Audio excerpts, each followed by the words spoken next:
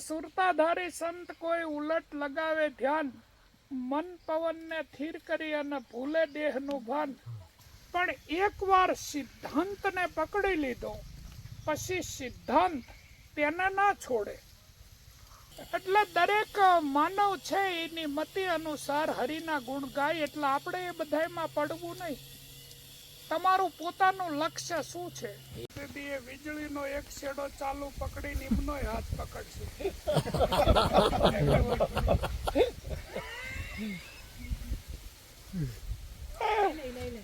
હા, લપેટામાં લઈ જ લે ને. જો કોઈ સતનો માંડવો આવ્યો એમ કે આમાં આંગળી ઘાલો તો એ બીજી વાર એ વિચારીને ઘાલે કે આ બાજુ આંગળી ઘાલો ને આ બાજુ હાથ ચાલો એટલે જાય બારબારી.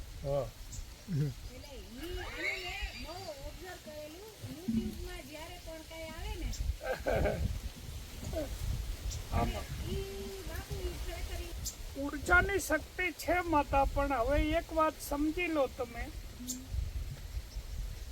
કે ઓમકાર છે. આખી બ્રહ્માંડની જે સર્જન થયેલું છે એનું નામ છે ઓમકાર. અને ઓમકારની 5 માત્રા છે.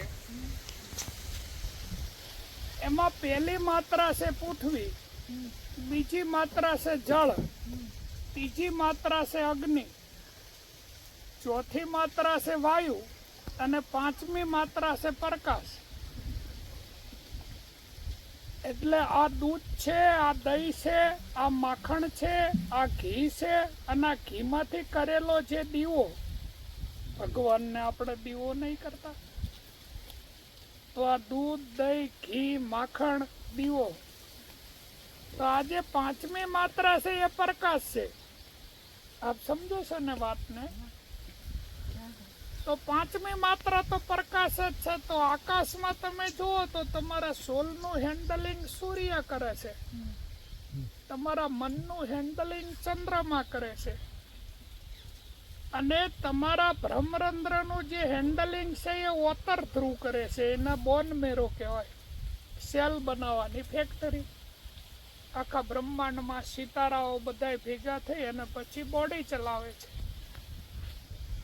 અને શ્વાસ અને ઉશ્વાસની જે ગતિ છે એ ઉત્તર ધ્રુવ અને દક્ષિણ ધ્રુવ વચ્ચે જે આરોહ અને અવરોહ ક્રમ છે શિવ અને શક્તિનો.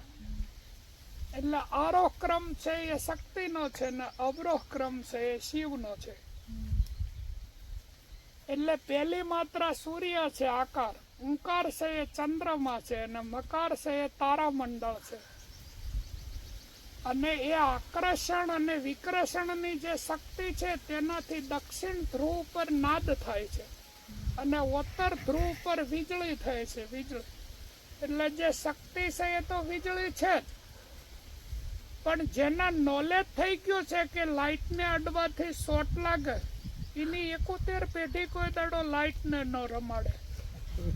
અને લાઇટને જે રમાડે એ ખોજી હોય, એનો નોલેજ ના હોય, જડ ભરત ના જેવો હોય, પણ ખોજ કરતો હોય રોજ.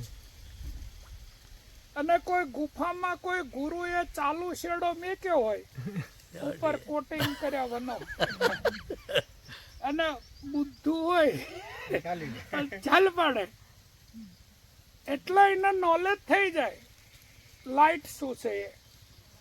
પણ એકવાર સિદ્ધાંતને પકડી લીધો પછી સિદ્ધાંત તેને ના છોડે.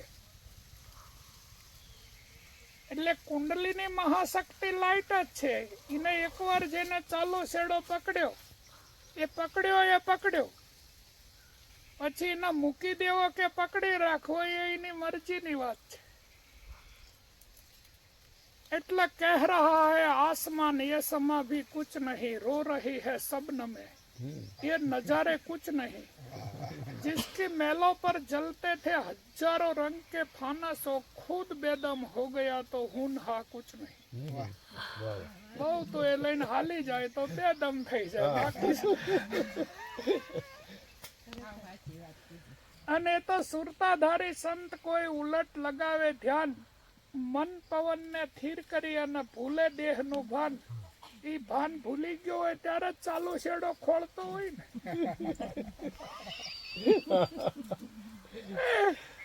અને મળી જાય તો એ વીજળીના વરદાન આપે, એને લઈને હાલી ના જાય।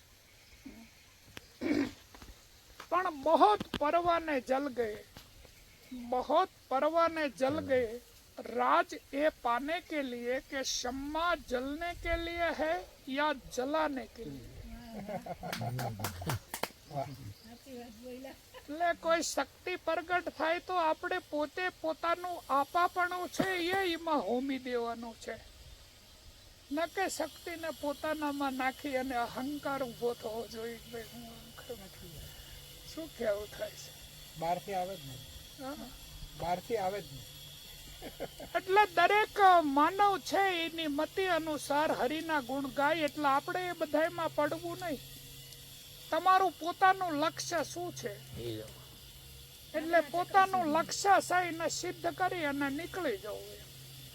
આ તો 18 વર્ણનો દેશ છે, એટલે જાતીય ભેદ, જાતીય ભાવ અને જાતીય સંસ્કાર તેનાથી ભરાયેલો છે। એટલે કલ્પો જતા રહે તોય સાફસૂફ થાય એવું કઈ છે નહીં। તમારે એકનામાં હર હર મહાદેવ કરીને ફોરવેડ ફટકારી દેવો, એટલે રેમ અને રોમ છે એ ખાલી પૂરો